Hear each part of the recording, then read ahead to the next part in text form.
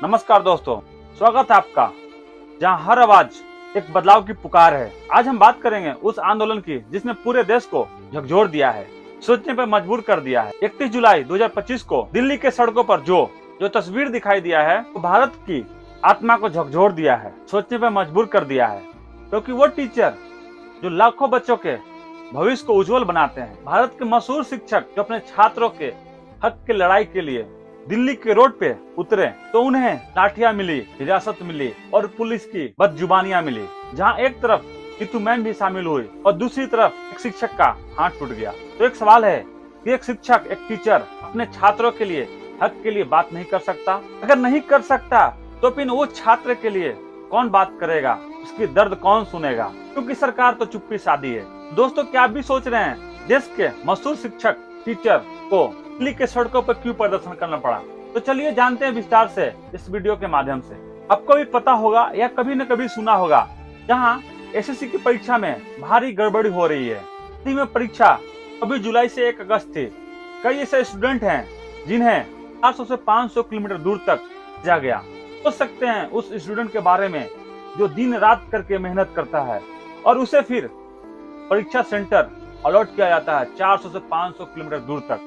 तो जब वह स्टूडेंट 400 से 500 किलोमीटर दूर तक सफर तय करके सेंटर पे पहुंचता है तो उसे सुनने को मिलता है, उसे नोटिस में देखने को मिलता है कि परीक्षा कैंसिल है, रद्द हो गई है। सेंटरों पर तो तकनीकियां खराबी थी, जैसे कीबोर्ड, माउस, कंप्यूटर काम नहीं करना।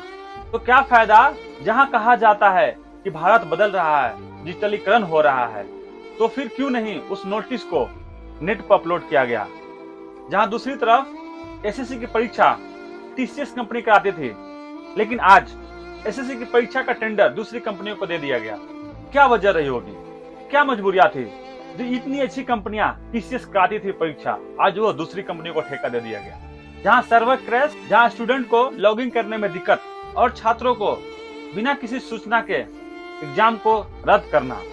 छात्र ने बताया कि नीचे मवेशी चल रही थी और हम ऊपर एग्जाम लिख रहे थे। ये मजाक नहीं था, उन छात्रों के भविष्य के साथ खिलवाड़ था। कई परीक्षा सेंटरों पर तो छात्रों के साथ दुर्व्यवहार किया गया। सवाल यह है, तो बोलते हैं कि युवा देश के भविष्य है, उन युवाओं के साथ ऐसा हो तो युवा क्या करे, कहां जाए, किससे अपनी दर्द सुनाए? दिल्ली की सड़कों पर हंगामा हुआ, लेकिन ये कोई राजनीतिक भीड़ नहीं थी। ये वो युवा थे जो एक नौकरी के लिए अपना सब कुछ दांव पर लगा चुके हैं, जिस पर देश के करोड़ों छात्राओं का भरोसा था। आज वही आयोग सवाल के कटघरे में खड़ा है।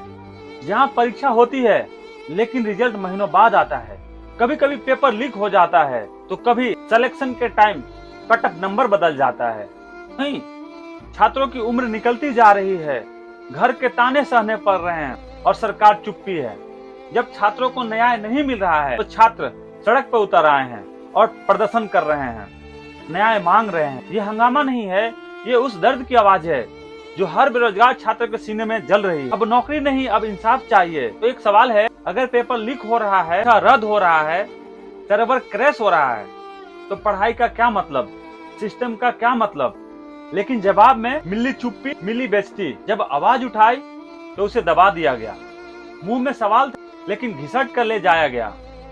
सोचिए उस मंजर को, छात्रों, छात्राओं को और टीचर को हिरासत में लिया गया। सोचिए उस मंजर को जो बोलते हैं युवा देश का भविष्य है, उसी भविष्य को हिरासत में लिया गया। यह हंगामा नहीं था, ये उन युवाओं की आखिरी आवाज थी जो किताबें लिए, कलम लिए सड़क पर उतरे थे, लेकिन उन्हें जवाब में लाठियां मिली। अब बस एक ही सवाल है, क्या हम खामोश रहें या फिर हम सवाल उठाएं? अगर दोस्तों ये वीडियो अच्छा लगे तो शेयर करें, लाइक करें, सब्सक्राइब करें। जय हिंद दोस्तों, फिर मिलते हैं किसी और वीडियो में। नमस्कार, तब तक के लिए गुड बाय।